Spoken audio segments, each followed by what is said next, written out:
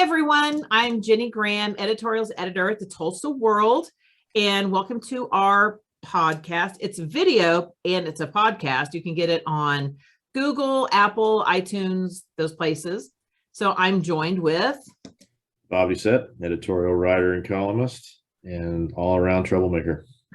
We're going to tackle what's on our minds today and this past week.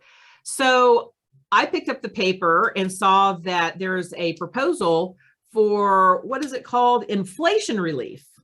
I did not realize Oklahoma was wealthy. Did you know Oklahoma was rich? Apparently not. We are quite wealthy. This is a proposal by the House Speaker, Charles McCall, that would 3 weeks before election, which is beautifully timed, to give everyone in Oklahoma a check. If you're a single filer for taxes, 125, a family, you get joint filers, 250. And this would take something like 321 million out of the budget or the treasury. Yeah. And that's on top of the income tax cut they want to give, on top of the grocery taxes they want to eliminate, at least for 2 years. And I think there are some other things in there. And so all this money is coming out of the income, which is amazing to me. So what was your reaction to first of all, can you explain to me how putting more government money and credits into the economy helps with inflation? Did I miss something in econ class? Yeah, that was the talking point against all of the COVID relief stimulus and how much it has fueled inflation. So what are we going to do? Well, we're going to take a 9-figure sum of money and throw it into Oklahoma's economy and see what that does. So, okay. So I didn't miss that part in econ class. What's good for me? Okay. What's good for me is not necessarily good for thee. I don't know how that works.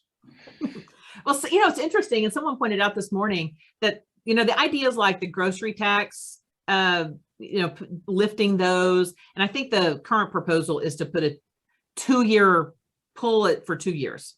Of course, the likelihood is once we take taxes off of something, we're going to be hard pressed to put it back on. But those were ideas from the Democrats. Remember, at some point, now we've come around and the Republicans are pushing it. Well, yeah. I would emphasize to lawmakers right now 2 words: fiscal responsibility. Not fiscal conservatism, not fiscal anything else, fiscal responsibility. If you have a little extra money, what is going to be the best thing you can do to get a solid return on investment? Is it going to be hamstringing your budget for several years by just cutting? Is it going to be throwing out a big old wad of cash just because you can? Or is it going to potentially be investing in something that might pay off in the future? Now, I'm going to go with C, but I know that doesn't really work in a lot of people's minds in Oklahoma City right now. We could talk about the economics of it just fine, but really, you're married, so you're going to get $250 in October. So what does that mean? That means that, you probably can lessen your grocery bill for a week.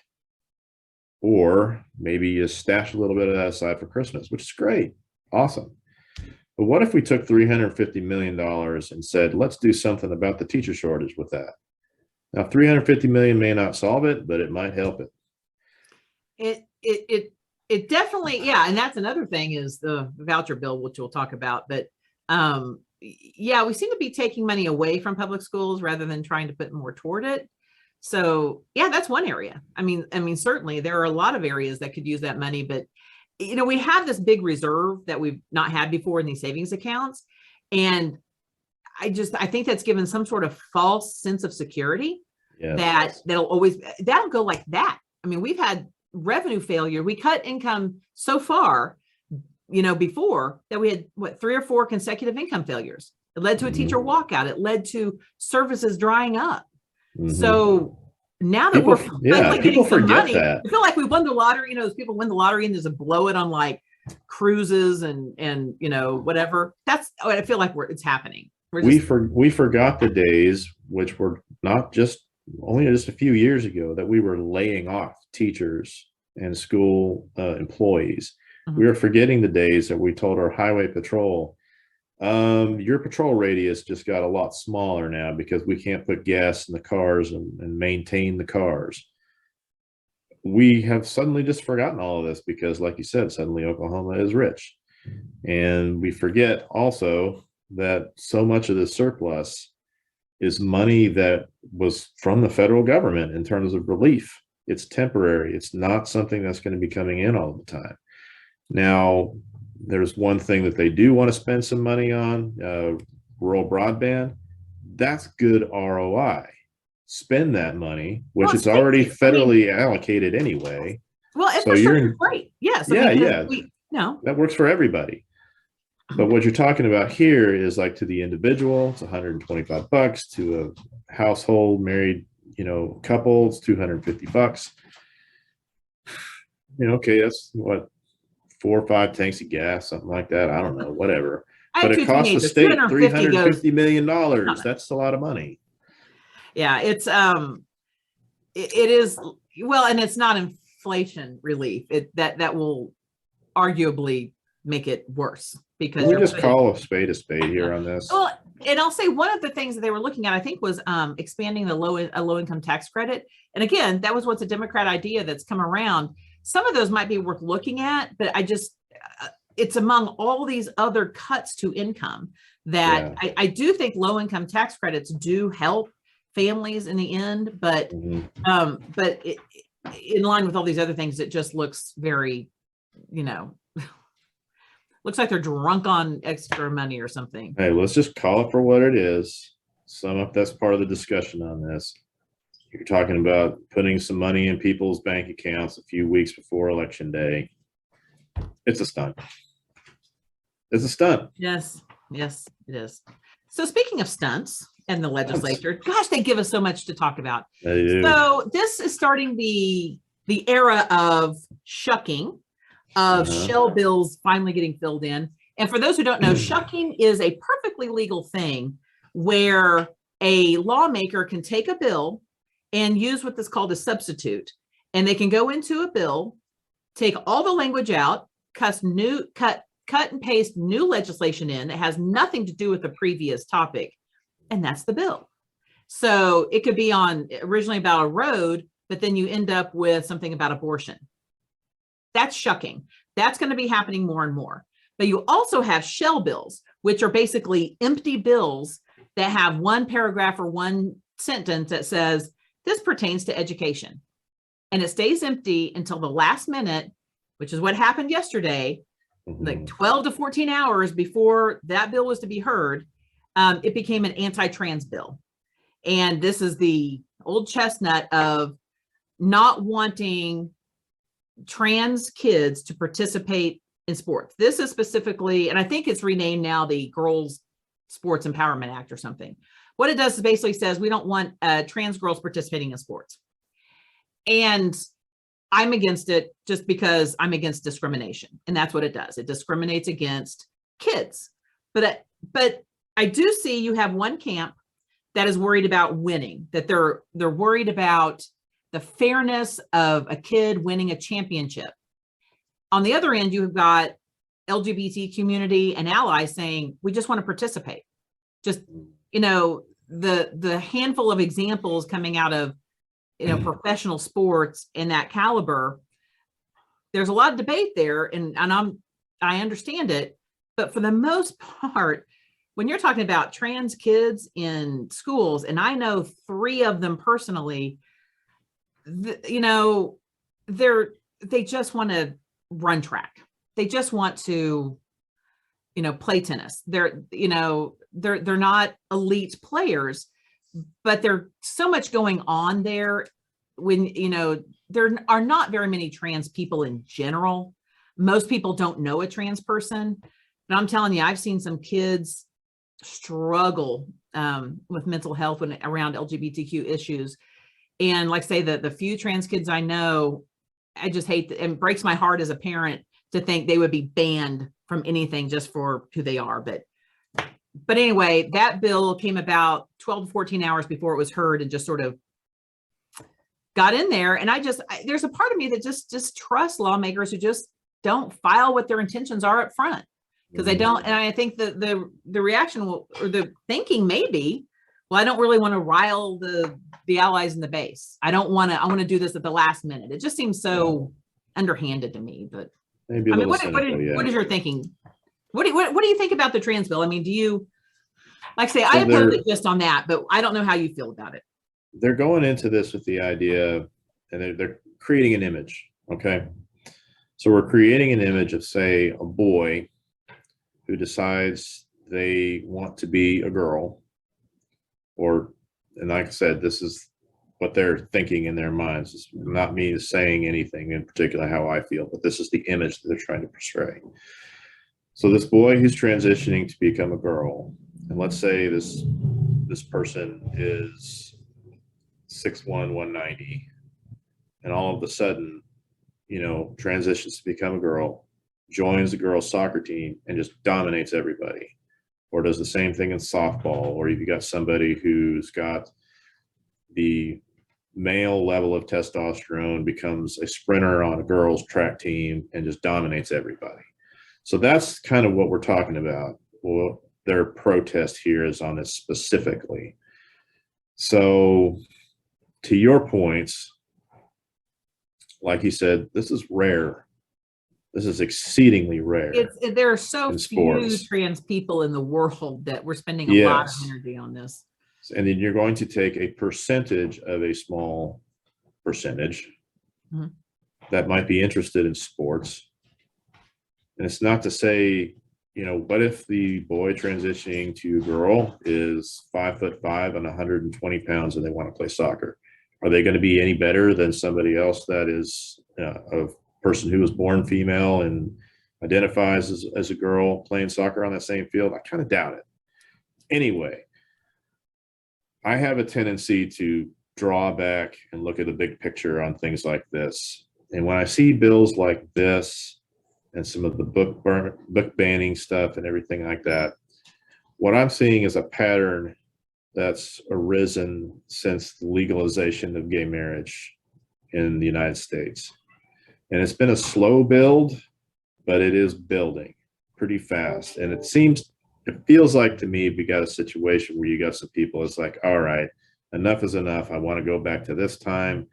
We're going to just put you all back in the closet because we don't want to hear it. We don't want to see it. We don't want to know about it, and just don't. How do you go from there with that kind of a thing? I mean, going to the issues of mental health that you were talking about, and just how that type of a life affected people who grew up in that in the 60s and the 70s and the 80s and the 90s and stuff like that, that were basically, I don't know, what's the right word I'm looking for? Shunned, browbeat, whatever, for years and years. And shunned, but when you look at the suicide rates among trans youth, it's small. I mean, it's astronomical. And I've seen that sadly kind of play out. And so to me, that's what's not being considered, is by passing a law, an actual law that says you can't participate. What does that psychologically say? And, and it goes into the other things that affect younger LGBTQ people. The percentages of people who are gay, lesbian, homeless kids is extraordinarily high among the general population of homeless kids. There's a reason for that. I mean, it is. It's a hard thing for me to accept the idea of placing additional psychological burdens on people when they're already going to be going through the typical struggles of being a teenager and trying to fit in and all that kind of stuff. And it does manifest, like you said, in things like suicidal ideation, suicide, depression, and other mental health issues that come up. So I just wish people would be more careful with this kind of stuff. Because when you're talking about a law, it's a permanency. And there is the OSSAA that oversees sports, just like the NCAA oversees college sports and all that. I mean, so to me, those are the appropriate places where this can be decided. And there's also, I mean, when you get into the science of it, I mean, there have been some cases where cisgender women who weren't allowed to participate because their hormone levels weren't right, because they naturally produce more testosterone. Okay, so are they men now? I mean, so you start kind of splitting hairs, and I just don't think a legislative body should address that. And what we're talking about are teenagers and preteens. And I also kind of in the back of my head, I'm like, okay, so where does that, once you start discriminating, where does that end? Because then it's easy, you know, okay, so we don't want transgender girls in theater to have boy roles. I mean, how does that expand beyond? And so that part of me is that slippery slope argument that I want to err on the side of kindness as a parent, you know, because I know some of these kids, and I wish that you talked about where we are. I think if we knew more of the other, it would help. And so, you know, if you're a lawmaker and you're promoting these bills, do you actually know a trans person? Have you ever sat down and had dinner with a trans person before you vote or propose this legislation? If you haven't, then maybe you're missing a whole perspective. I mean, maybe you can meet that person and you still feel that way, but at least hear that other side. So I don't know, Bob. Just gets me It's hard, man. It's tough because, I mean, there's a whole lot of things that filter into the discussion in terms of values, faith, all that kind of thing. But it does, these bills come up a lot of times to score political points, to especially during an election season. You can say that you're for this or you're against that without looking at the long-term effects on real life people and who stuff like this, what's the impact on these folks. And when you pass a law like this, it's probably not going to do anything to change scholastic athletics. I would say almost nothing, but it will affect a lot of people who face these questions, these struggles on a day-to-day basis. You got to think of that. What if that's your kid? You know, speaking of scoring political points, the voucher bill, the thing vouchers that yay, you know, that we've had, this has been decades long fight. It's in the a Senate panel, which I know at least one of those people on that panel voted against a previous voucher bill from a rural area with no private schools, voted for it. And we have an editorial coming out this weekend that our editorial board feels strongly against it, because it just straight up takes public money and sends it straight to private schools. And that's for existing kids in private schools. And I'll tell you, the biggest losers on that, it's going to be rural areas that not only do they not have as many private schools there, but they don't tend to have as high of like land value and income and other sort of resources to pick up the slack where the state doesn't pay the education funding. So if you're a rural lawmaker voting for this, why? What benefit are you getting out of this? So it caps, it gives, and he took out Greg Treat, who is not, we invited him to talk to the ed board and he's not taking us up on that. So, we held out as long as we could. But he took out the part of homeschool, because originally they were going to send homeschool parents a voucher. The vouchers would be somewhere between, on average, about $3,600, but in some situations it might go up to $5,300. Now, keep in mind, private school tuition, it's anywhere from, it's around $10,000 and up. So you still have parents that are going to have to, it's not equitable. Equity means no barriers. There are still barriers to private education. Definitely. Yeah. So, I mean, to me, and our points were, it does nothing. It just, there are no accountability standards for how that money is used. The bill would only call for an audit of 10% of where that private voucher money goes. Public schools have to audit 100% of their funds. So only 10% of this gets audited. So there's no documentation requirement of how these private schools are spending that money. There are no academic standards. So a kid goes to private school. How do we know how well that kid's doing? They don't have to report any testing. Those schools, and some of those private schools aren't accredited, but they certainly aren't getting labeled with a grade. there's just, and also private schools can still discriminate. And some private schools are wonderful. And I know kids that go there and they do great. But a private school can still say, we don't, honor IEPs for special needs kids. We don't let LGBTQ kids in because we have, we're a religious school and that's our moral values. There are all kinds of reasons. So, yeah. But here's the thing. So the Senate's pushing to pass this. Charles McCall in the House has said, we're not going to listen to any voucher bills because the membership doesn't like it. So is this just political posturing? Is this just a distraction? How serious is this, you think? Boy, I could see this as being one of two things. One is what you're saying. It's posturing. It's getting certain people on the ledger, so to speak, to say, yes, we are for this and we're behind the governor and all the people that want this kind of stuff. With the idea that it's not going anywhere and doesn't matter anyway, you just get to check that box saying that you're for it. The other side of it is it could be a pressure campaign. So if the Senate passes this, let's say it goes to a full vote of the Senate, and all the Democrats vote against it, which there's not very many of them, and almost all the Republicans vote for it, that might send enough of a message to the House saying, okay, we're calling your bluff. Are you still going to flunk this thing? So that makes it a little stickier for the speaker to say, nope, we're not doing it. But how that plays out, I am not totally sure. But you do have, it appears, Senate leadership and the governor's office who are pushing for this, and they're pushing hard for it. So will the speaker hold out? What does his caucus really think? And I would say to them, do right by the schools that you're entrusted to fund, that you're entrusted to maintain. And it's not an optional thing. It's in the state constitution. You have to, we have to do this. And we have not funded it. It's not like, to me, we're talking about voucher bills when we've never funded our system, and there is nothing wrong with funding a system. Can we just get past the sloganeering on this? No Everything doubt. we do in public, we fund prison systems, welfare systems.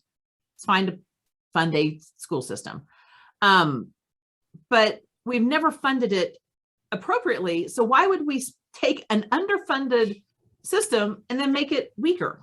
I don't know how it doesn't help public schools. It doesn't help our public schools. It doesn't help our teachers at all, which we're already having problems keeping and finding and retaining these people. And the people who, the students who would not, let's say, go into a private school and take you up on these vouchers, they're stuck. And let's just be real about this for a second.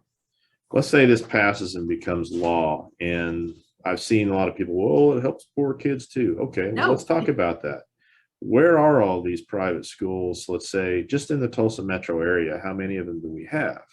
Most well, it's not a ton. Yeah. And if you're talking about, let's say it's a poor person that's on, like, say, out in West Tulsa or somewhere on the north side or somewhere on the east side, wherever, it doesn't matter. Are you going to tell me that a voucher is going to get them into, like, one of the more expensive ones? It's going to get you a part of the way there. You're going to have to find the rest. It's not going to happen. Are you going to be able to get rides to these places? One thing that public schools do is they've got school buses to pick up kids to go to school. Well, if you're going to go to Metro Christian or Victory or Holland Hall or Cascia or something like that, do they have a network of school buses going all over the metro area picking up kids? I mean, maybe they do, maybe they don't. I don't know. But you're talking about, I don't know. I mean, are these kids going to even be able to go if they had that opportunity? So it just seems like when you're funding a system, you are funding students. And when you're taking funding away from the system that you're legally bound to, that you're obligated to run, and give it to these things, really is just another system, right? Right. You're just spending the private school system.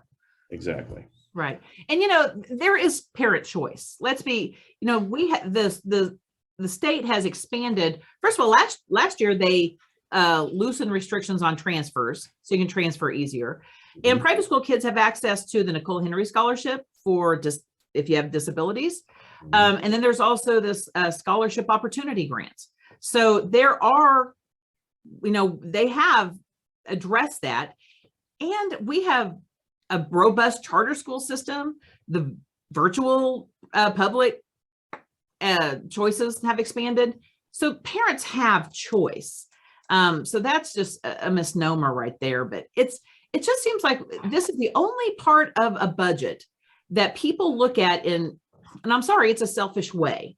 And I mean that in like no other part of the budget do we say that's my pot of money. Like in education, we're like, that $3,600 is mine and I'm going to take it. We don't say that when it's, DHS and it's adoption. And I want to take my adoption money and send it to Catholic charities. Or I want to take my portion of the National Guard funding and put it toward, I don't know, something else. I mean, taxes don't work that way. It works we send it in a big pot of money and we don't look at it as individuals. Does that you kind of understand what I'm talking about? Where I don't know why education I don't know why education funding has boiled down to this individual pot of money that we own. That's well, I would say this on this subject, two things. One, if this passes, it's a vote against accountability. Mm-hmm. The second thing, the stronger your public school system is, the better off your state is going to be up and down, from the lower income folks to the highest income folks, for the business community, and for every other institution that our kids are going to be touching. The stronger your public school system is, the stronger the state is going to be. And that's where we talk about economic development and wooing companies to our cities. You got to have a good school system because no one wants to move their employees to a place where they, can't go to the neighborhood school and feel good about it. So, right. And the next legislative thing, we have a bunch of vaccine bills, which are basically anti-vaccine bills that they're wanting to. There was a bill, I think, that passed this yesterday that would penalize private and public entities who require vaccines or ask about vaccines. Now, this isn't just COVID. This is all vaccines. So if you are an international group that travels internationally, or you're a healthcare facility and you require things like measles vaccines, flu, it just seems like such a step backwards. And they're trying to tell private business what safety measures that, to take away safety measures.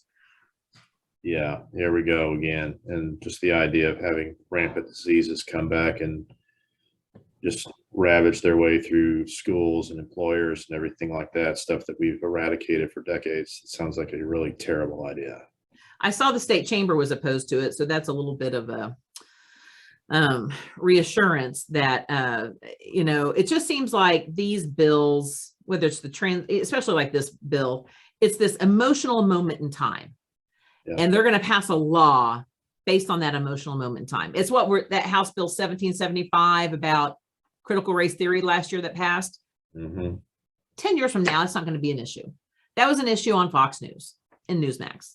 It might not be an issue in 2 years. It might, yeah. Vaccine bills, once we really sort of get out of this, it's not going to be the emotional issue that it is. So exactly, it is just a bad way of legislating, but it does get into, you wrote an excellent column coming out this weekend where it's kind of a take on this, but not really, but you sort of looked, I thought it was interesting. The theme of it is, have we watered down the meaning of freedom? Mm-hmm. And you took two contrasting things, the convoy, the People's Convoy, and the Ukraine war. Just explain briefly, give a little sneak peek about what was going through your mind, what you want, what's coming up this weekend. So I read a couple of stories about the People's Convoy and what they're protesting against, and how that was sort of a mimic of what they had in Canada, where, you had truckers and other people protesting about having to be forced to take vaccines or get tested or wear masks or whatever. And they shut down the Canadian Capitol for a while. So we've got this going on here, and they're on their way to Washington. And a lot of flag waving, a lot of talk about freedom and liberty and stuff like that. Okay. So half a world away in Ukraine, you've got anything from trained, battle-hardened soldiers to just people off the street are picking up arms and making Molotov cocktails and fighting for their country, which has been horrifically invaded by Russia. It told me that in Ukraine right now, freedom is a very concrete term. We either live free or we lose our country, and at worst, I die. Yeah, it's tangible. That's very, very tangible, very concrete. Here, we seem to have gotten into the point where freedom is the absence of being told or recommended to do what you might not want to do. And that just kind of just blows my mind a little bit. Now, I'll say this. I have no problem with people expressing their opinion about these mandates and stuff like that, and voicing their opinion, saying they don't like it, saying why they don't like it, and all that kind of stuff. No problem with that. It's your First Amendment right. But when it comes to elevating the absences of things that make you uncomfortable or whatever, to this life and death struggle for freedom and liberty and wearing tri-corner hats, and I just can't anymore. It was this past weekend a very, now granted that People's Convoy, which is, there was a lot of irony going on there, considering that, you know, legislature passed a bill that said you can run over people in the streets who are protesting, and we have people over overpasses in the streets, you know, but they had a lot of support coming through Oklahoma. It's not surprising, but it was hard to see that. And then you watch your news and go, God, these people in Ukraine, I mean, just imagine someone just coming in and taking over your country because they want it. That's freedom. And they're talking about freedoms from mass and a shot. They're talking about a whole different thing. And it was almost like read the room. You know, I couldn't muster that. Yeah. I couldn't muster, but it was, you bring up some very thoughtful points on that, of what freedom means, and what, as Americans, have we gotten so far away from that? Like, what are we really talking about when you say my freedom? You know? Yeah, it's I think this past couple of years, in contrast with what we're seeing right now, does really, it makes me ask a lot of questions, and I don't want to sound too harsh, and I don't want to make this a thing where I'm leveling this giant indictment on the country, although I kind of am. If we were faced with something that really, really required the country to pull together, whether it was something like the Ukrainians are facing or something else that was something very serious, do we have the strength as a people to do it? And we had a test run with COVID, and I'm giving us a D+ on this one. And I think I'm being generous, because this was an opportunity. I think we've all kind of asked that. What is it? And it's that thing. What does it take to bring us together? Does it have to be a tragedy that brings us together?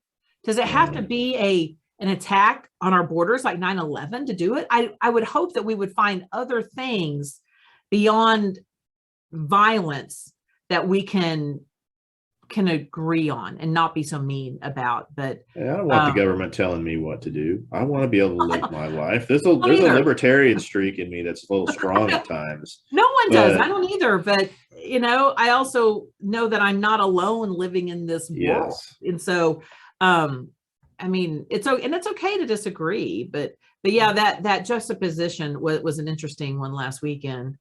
But I do want to I'll tell you, one of the stories I read over the weekend I loved was Lindsay Crable wrote about the academic All-Americans. Mm-hmm. It's the annual story but she interviewed a kid from Memorial High School who is an academic All-American. And I loved it. Memorial is one of those high schools that, their test scores aren't super great. They've had some struggles with, just outside their, a lot of kids coming from poverty, you have immigrants. But here's this kid that, man, to be an academic All-American, you have to have a minimum of 30 ACT. And then you've got to have, all these extracurriculars and all this stuff. And I've always kind of thought with the school, there's an advice who gave me a long time ago, the schools really, what you can ask of them are they giving opportunities to kids? For kids who are academically ambitious, do they have a path?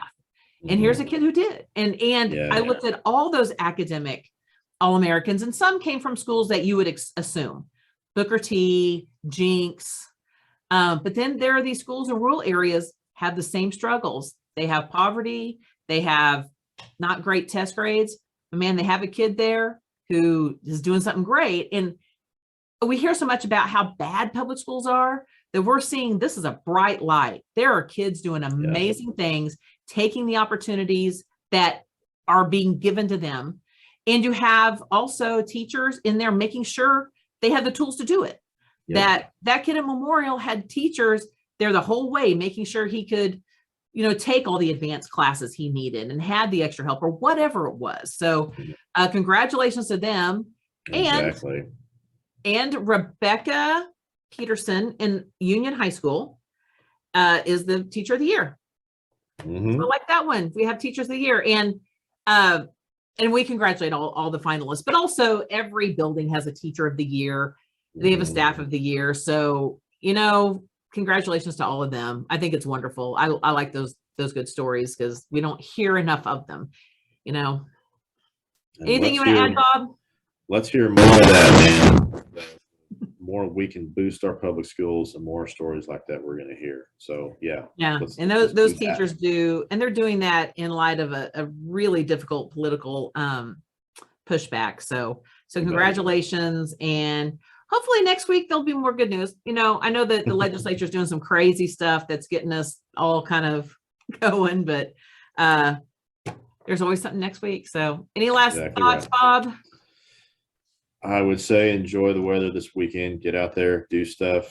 Take a break from some of the things that may be wearing you down. Be sure to pick up a copy of the Sunday Tulsa World and be sure to write us. Letters to the editor. We like them. We like letters. We like op-eds. Submit to us. And yes, the ice finally melted. It only took like 4 days.